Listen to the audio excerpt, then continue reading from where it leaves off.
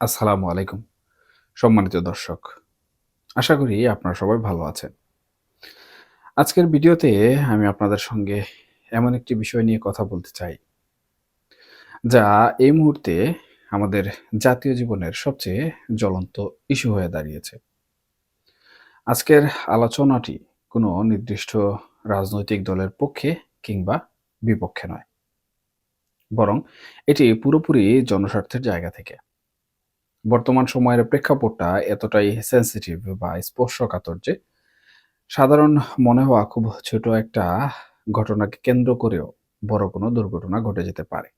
এমনকি সেটা আরেকটা গণ-অভ্যুত্থানের দিকেও মোড় নিতে পারে। আপনারা যদি একটু খেয়াল করেন, গত ১৭-১৮ মাসে আমাদের দেশের মানুষের মনে অনেক ক্ষোভ জমেছে। সরকারের অনেক জায়গায় ব্যর্থতা, দ্রব্যমূল্যের ঊর্ধ্বগতি, নিরাপত্তার অভাব। সব মিলিয়ে মানুষ কিন্তু খুব একটা স্বস্তিতে নেই। এই যে হাজারো অভাব অভিযোগ, এগুলো বারোদের মতো জমা হচ্ছে। আর আমরা জানি বারোদের স্তূপে আগুন জ্বালাতে খুব বড় কিছুর দরকার হয় না। ছোট্ট একটা স্ফুলিঙ্গই কিন্তু যথেষ্ট। আজকে আমি সেই সম্ভাব্য স্ফুলিঙ্গটি নিয়েই কথা বলবো, যা এই মুহূর্তে সরকারের জন্য সবচেয়ে বড় আতঙ্কের কারণ হতে পারে। চলুন একটু পেছনের দিকে তাকাই। যখন কোটা বিরোধী আন্দোলন তুঙ্গে ছিল, তখন অনেকেই কিন্তু সেই সময়কার সরকারকে সতর্ক করেছিল। এমনকি তৎকালীন প্রধানমন্ত্রী যখন চীন সফরে যাচ্ছিলেন, তখনও অভিজ্ঞ মহল থেকে বলা হয়েছিল যে এই মুহূর্তে দেশ ছাড়া ঠিক হবে না। কিন্তু তিনি গিয়েছিলেন এবং ফিরে এসেছিলেন এক প্রকার অপমানিত হয়ে। এর পরের ইতিহাস আমাদের সবার জানা। গণভবনের সেই জৌলুস, সেই দাপট সব তাসের ঘরের মতো ভেঙে পড়েছিল। এই ঘটনাগুলো আমাদের একটাই শিক্ষা দেয়, আর তা হলো জনগণের পালস বা নারীর স্পন্দন বুঝতে না পারলে শাসকের পতন অনিবার্য। ইতিহাসের এই নির্মম সত্যটা শুধু আওয়ামী লীগের জন্য নয়, বর্তমান ডক্টর ইউনূসের নেতৃত্বাধীন সরকারের জন্য সমানভাবে প্রযোজ্য। এখন মূল কথায় আসি। বর্তমানে এমন কোনো সমস্যাটি সরকারকে সবচেয়ে বড় বিপদে ফেলতে পারে। সেটা কোনো রাজনৈতিক আন্দোলন নয়, বরং সেটা হলো গ্যাস সিলিন্ডারের সংকট এবং এর অস্বাভাবিক মূল্যবৃদ্ধি। শুনতে হয়তো খুব সাধারণ মনে হচ্ছে, তাই না? কিন্তু এর গভীরতা কিন্তু অনেক বেশি।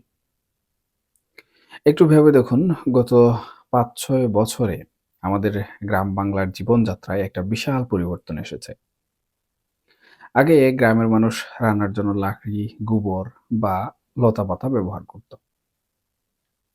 কিন্তু এখন পাড়াগাঁয়েও এমনকি প্রত্যন্ত চরাঞ্চলেও মানুষ সিলিন্ডার গ্যাসের উপর নির্ভরশীল হয়ে পড়েছে। শহরের মতো গ্রামের মা-বোনেরাও এখন মাটির চুলা ছেড়ে গ্যাসের চুলায় অভ্যস্ত। এই নির্ভরশীলতা এখন এমন এক পর্যায়ে পৌঁছেছে যে গ্যাস না থাকলে তাদের চুলা জ্বলে না, হাঁড়ি চড়ে না।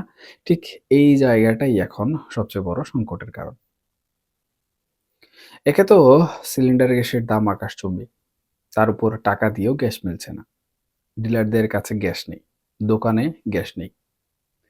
একটা সিলিন্ডার জোগাড় করতে মানুষকে রীতিমতো যুদ্ধ করতে হচ্ছে। এই যে প্রতিদিনের ভোগান্তি, রান্না করতে না পারার যন্ত্রণা, এটা মানুষের মনে তীব্র ক্ষোভের জন্ম দিচ্ছে।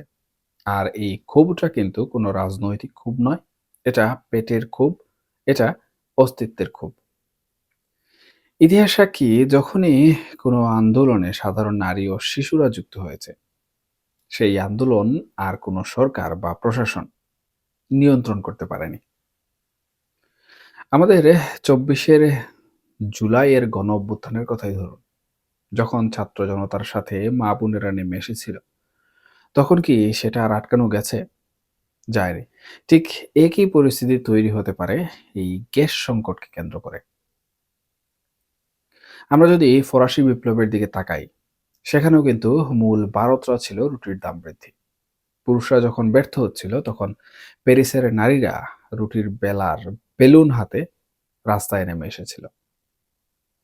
তাদের সেই মিছিলই ফরাসি বিপ্লবকে চূড়ান্ত রূপ দিয়েছিল।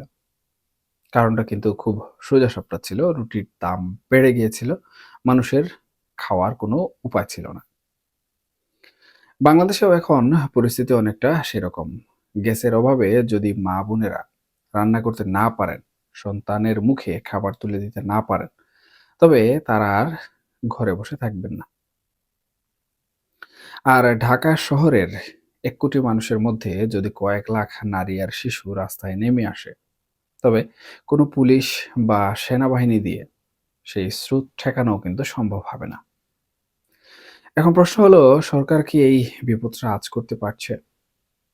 বর্তমান সরকারের সঙ্গে অনেকেরই ভালো সম্পর্ক রয়েছে। অনেকেই তাদের শুভাকাঙ্ক্ষী। কিন্তু ক্ষমতার চেয়ারে বসলে অনেক সময় বাস্তবতা নজরে আসে না। ডক্টর ইউনূস এবং তার সরকারের উপদেষ্টারা হয়তো ভাবছেন পরিস্থিতি নিয়ন্ত্রণে আছে। কিন্তু পর্দার আড়ালে কি হচ্ছে সেটা বোঝা জরুরি।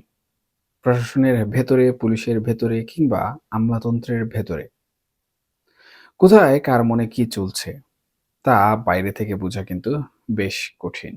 প্রতিবিপ্লব বা কাউন্টার রেভলিউশনের আশঙ্কা কিন্তু উড়িয়ে দেওয়া যায় না।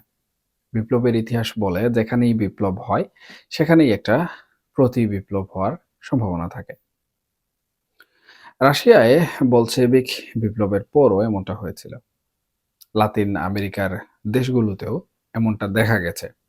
বাংলাদেশেও গত ১৭ মাসে যা ঘটছে তার একটা পাল্টা ঢেউ আসাটা খুব অস্বাভাবিক নয়।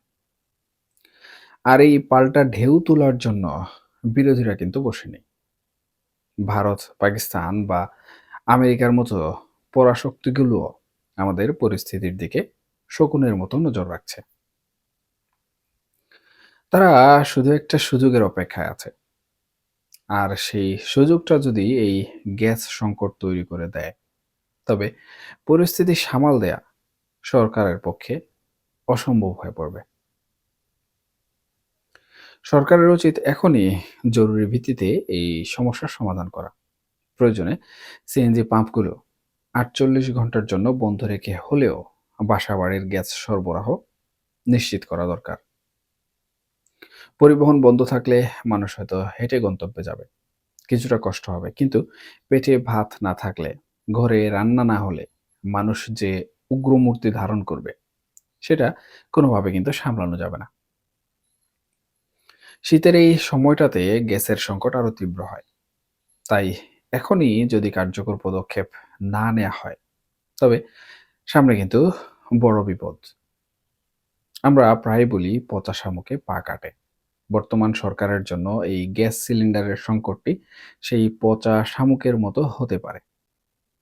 আপাতত দৃষ্টিতে মনে হচ্ছে এটা শুধুই একটা পণ্য সরবরাহের সমস্যা।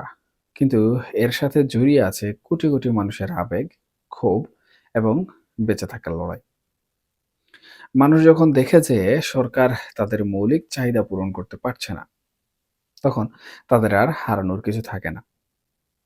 আর যাদের হারানোর কিছু নেই, তাদের সামনে কোনো অস্ত্রই আসলে কাজ করে না। আমি ব্যক্তিগতভাবে মনে করি এই সরকারের উচিত তাদের ইন্টেলিজেন্স বা গোয়েন্দা নজরদারি যেটি রয়েছে সেটি বাড়ানো এবং মানুষের মনের ভাষা বোঝার চেষ্টা করা। যারা আত্মসম্মত করছে তাদের কথায় না ভুলে জমিনে কি ঘটছে তা দেখা উচিত।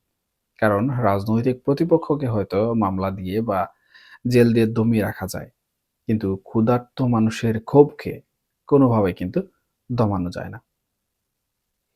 আপনারা যারা শুনছেন, আপনারাও হয়তো আপনাদের এলাকায় এই গ্যাস সংকটের ভুক্তভোগী। আপনারা জানেন পরিস্থিতি কতটা ভয়াবহ। ডিলারের দোকানের সামনে লম্বা লাইন, ঘন্টার পর ঘন্টা দাঁড়িয়ে থেকে খালি হাতে ফেরা। এই দৃশ্য এখন নিত্যদিনের। এই হাহাকার যদি গণবিক্ষোভের রূপ নেয়, তবে সেটা হবে ধ্বংসাত্মক। তখন হয়তো বিএনপি, জামাত বা অন্য কোনো দলের এজেন্ডা বাস্তবায়ন হবে না। বরং সাধারণ মানুষের পুঞ্জীভূত ক্ষোভের বিস্ফোরণ ঘটবে। আর সেই বিস্ফোরণে কে ক্ষমতায় থাকবে আর কে ভেসে যাবে তা বলা মুশকিল। তাই শেষ করার আগে আবারও বলছি, এটি কোনো সাধারণ সতর্কবার্তা নয়, এটি সময়ের দাবি। আমরা চাই না দেশে আবার কোনো অস্থিতিশীল পরিস্থিতি তৈরি হোক। আমরা চাই না আবার কোনো ধরনের রক্তপাত হোক। কিন্তু বাস্তবতা হলো, সংকট যদি পেটে আঘাত করে, তবে মস্তিষ্ক আর কাজ করে না। সরকারের নীতি নির্ধারকদের এখনই আমি মনে করি ঘুম থেকে জাগতে হবে। ৪৮ ঘন্টা কিংবা ৭২ ঘন্টার মধ্যে যদি গ্যাস সরবরাহ স্বাভাবিক না করা হয়, তবে যে আগ্নেয়গিরির লাভা বের হতে শুরু করবে, তা হয়তো কাউকেই রেহাই দেবে না। এখনকার মতো এ পর্যন্তই। সবাই ভালো থাকবেন, সুস্থ থাকবেন এবং অবশ্যই নিরাপদে থাকবেন। আল্লাহ হাফেজ।